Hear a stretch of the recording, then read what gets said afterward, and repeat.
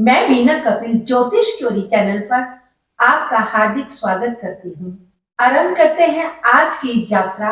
भाव से भाव का प्रभाव, भावत भावों का गहन अध्ययन करेंगे।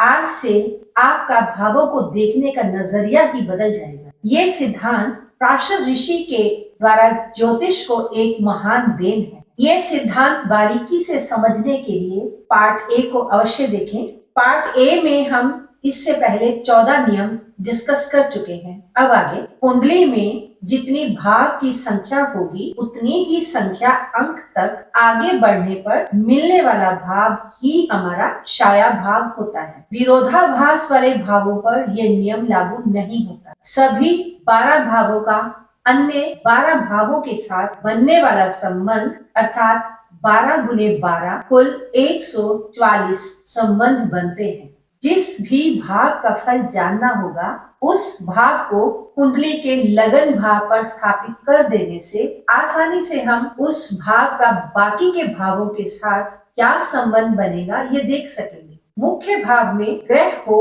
अथवा ना हो तब भी शैडो भाव अर्थात हमारा छाया भाव, मिरर इमेज वाला भाव, उस भाव के ग्रह मुख्य भाव पर असर डालने में सक्षम होते हैं।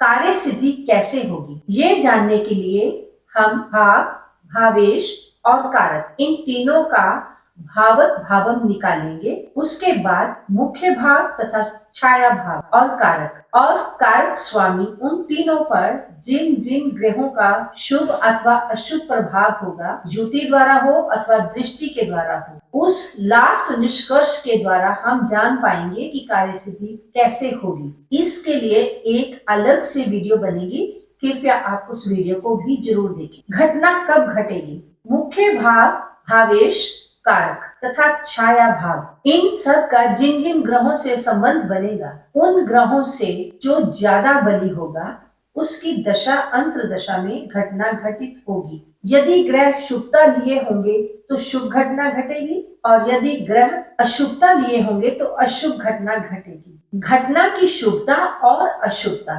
ग्रहों पर आधारित होगी तथा उस समय के अर्थात गोचर के ग्रहों का भी घटना पर असर होगा।